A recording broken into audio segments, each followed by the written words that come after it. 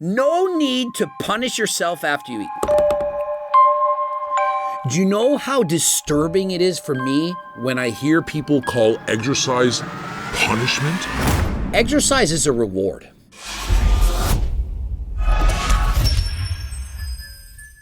Coach Greg, in today's video, I got a beef.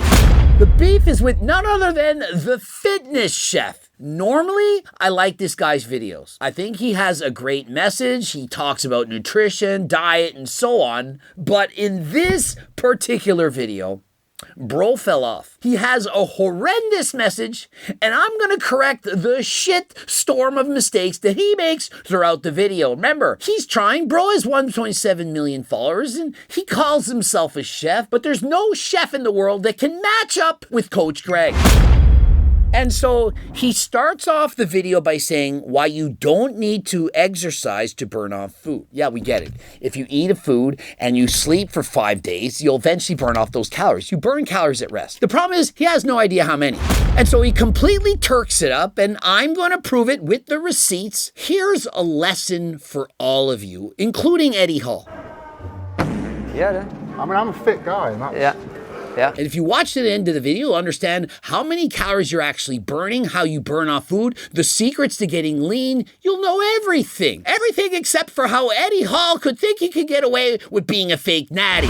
How many calories are in a Big Mac? There's 550. And so the fitness chef says it takes 2 hours of cardio to burn off a Big Mac. Now remember, we're going on the average height of an average male, perhaps 180 pounds.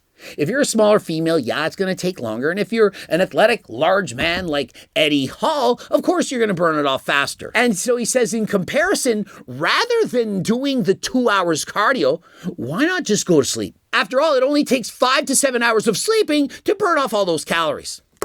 You're wrong. You're wrong. You're not even close. If it takes you 2 hours of cardio to burn off 550 calories, you're averaging 275 calories per hour. I can burn off 550 calories in 30 minutes. How is that accurate? But of course, I'm fitter than average. And so how long would an average man take to burn this? And so to burn off 550 calories in an hour, you have to be able to produce about 152 watts, about 150. 150 watts Mepsogram, who's a 128-pound female, an eye surgeon. She was doing her cardio on Zwift, riding a bike, and she burnt more calories than an hour. She's a smaller female, and she can burn off more than 550 calories in an hour. Woo, so fun though! Even as a female, she can burn off 1 Big Mac in only an hour.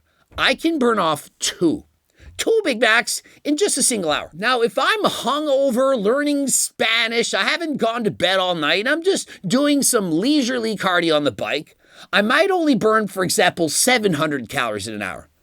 But it's still easily 1 Big Mac in under an hour. But bro is saying it's going to take 2. Well, perhaps it's only going to burn that many calories if your idea of cardio is perhaps having to shake weight, perhaps shaking weight harder than last time. Shaking a shaker cup, if that's your cardio, well, maybe. But for a normal human being, it's not taking you 2 hours in order to burn off that Big Mac. And so he's downplaying the benefits of exercise. He's making it look like you burn far fewer calories than you actually do. Discouraging people of the benefits of exercise, thinking it's a waste of time. After all, you could just go to bed, sleep for 5 hours, and burn the same number of calories. But I'm going to show you exactly where he got his information. ChatGPT. And so I asked ChatGPT, how long would it take to burn off a Big Mac? It responds with this. Great question and kind of funny when you think about it. The average man burns 0.9 calories per hour while sleeping. So if we assume he's 180 pounds, 180 times 0.9 is 162 calories per hour. It's not true.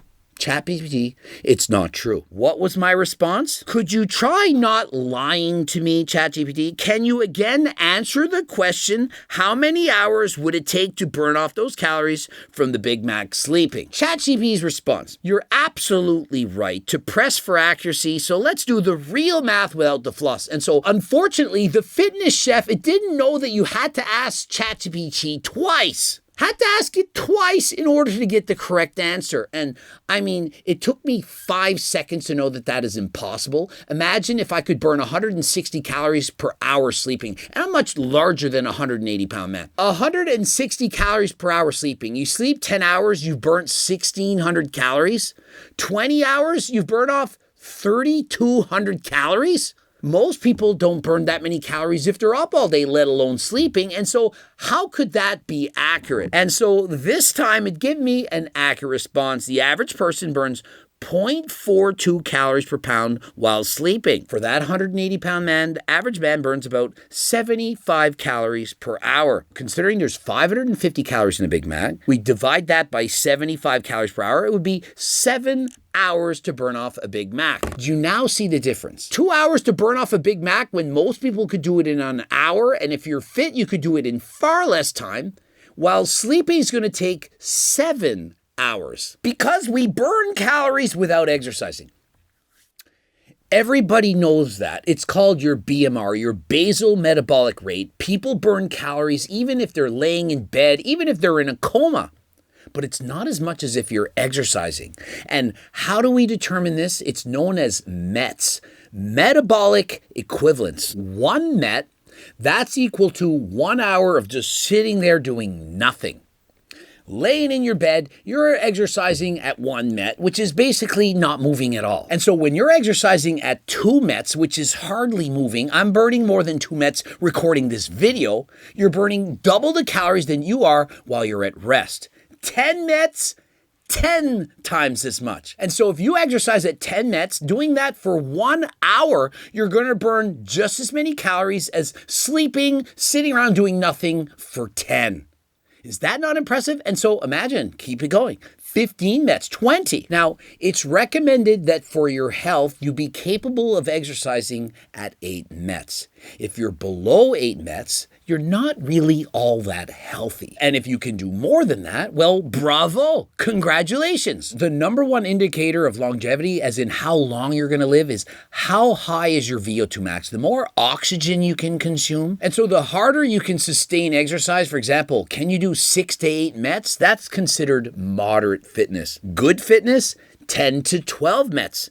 Excellent fitness, 13 to 15 plus. 14 METs is equivalent to approximately 49 mLs per kg per minute VO2. My VO2 max, it's in the 50s. It's very healthy, above 14 METs. And so what the fitness chef is saying is, exercising doesn't burn many calories. What's the point? You may as well just go to bed. What's the point? Why bother? Well, I'm telling you that you can burn off those calories that you're consuming. And not only can you should. The more cardio you do, the more you can eat, the easier it's going to be leaner. Not only that, more cardio, increased VO2 max, you're going to live a longer life.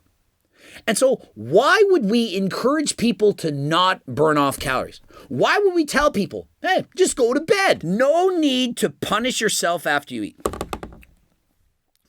Do you know how disturbing it is for me when I hear people call exercise punishment? Exercise is a reward. It takes 150 minutes of power walking to burn off these fries. No, it doesn't. No, it doesn't. Why are you lying? It doesn't take 2.5 friggin' hours of speed walking to burn off a friggin' McDonald's fry. He says, Turk that. Well, instead of 2.5 hours of power walking, why not go to the gym and lift weights? Why not go for a swim, go for a walk, go and do some dancing? To say, Turk that, go to bed? Really? It takes 5 hours of existence to burn off those fries. And so now that I've educated, remember, with knowledge comes power. Give a man a fish, he eats for a day. Teach a man to fish, he eats for a lifetime. It takes 5 hours of existence to burn off those fries. Remember when I just taught you about METs, metabolic equivalence? If it takes 5 hours of existence, you can now do the math. 5 hours at 1 MET, existence. You can do whatever math you want. You can calculate how many calories you burn while at rest. Multiply your weight by about 0.42. It's going to be approximately your answer. We're going to assume the 180-pound man. We've been doing this for all this. And so 75 calories per hour, we're going to burn that through existence. 75 times 5. And so 380 calories. And so the calories, it's actually irrelevant. It doesn't matter. If it takes you 5 hours of existence to burn off whatever you ate, I don't care if it's a burger, a sandwich, an ice cream cone, 5 hours of existence. How many METs would you have to exercise? Remember, I'm doing a math test right now. If it takes you 5 hours at rest to burn off whatever you ate, how hard would you have to exercise for an hour in order to burn the same number of calories? Let you think about that. And the answer is 5. Because you burn 5 times as many calories exercising at 5 METs than you do at 1. Are you understanding that? And so let's push this a little further. Perhaps you're in good fitness. Remember, good fitness, 10 to 12? Let's say you go at 10 METs. You're burning 10 times more calories than you are at rest. You could do it in 30 minutes. Are you now impressed? The fitter you are, the easier it is to burn calories, the leaner you're going to be. Does it make sense to you now? Rather than going to bed and sleeping for 5 hours to burn off those calories, you could go a leisurely cardio session, which most people can do. It's not very hard at all. 5 METs. Going to take you an hour, burning it off in an hour. But if you progressive overload and you continue to train harder than last time, perhaps on day 1 you're at 5 METs, you keep going, next month you're at 6, 7, and so on, and before you know it, you're exercising at 10 METs. Maybe even 15, and for those elite athletes of the world, sometimes even 20. The guys on my bike team, the elite racers, the guys racing on Team HTLT, racing bikes. One guy a couple weeks ago, he rode 19 hours in a week, 19 hours of cardio. He burned over 20,000 calories. 20,000, that's about 6 pounds of pure fat. And so do you really think that sleeping burns just as many calories as exercise? That you shouldn't try, you should just give up? It takes 2 hours of lounging around to burn off the chocolate bar. This is the message that we're giving people, to lounge around. Bro, this ain't it. Each time you eat, you don't need to punish yourself with exercise to burn off the calories. Well, I'm not saying that every single time you eat, you immediately say, I need to go to the gym. Hey, I eat approximately 3 to 5 meals a day. I don't think that I'm going to train 3 to 5 times a day. But here's the thing. If you eat too much and you're in a calorie surplus, which every single person who's fat, obese, morbidly obese, everyone has done, you're going to gain the weight, and the only way to lose it is to be in a calorie deficit. Let me be perfectly clear. If you eat too much food and you don't burn it off, it's going to turn into fat.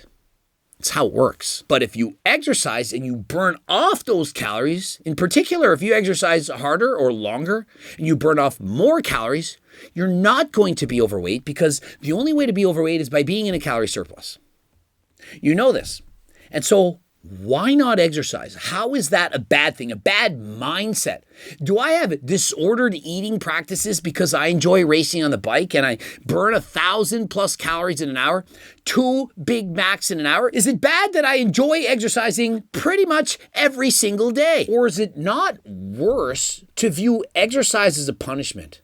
Imagine thinking every single time you eat, you then have to punish yourself with exercise. This is ridiculous. Clearly, if you are that person, there's something wrong. Please go and see a psychologist. But for everyone else, if you're thinking, you know what?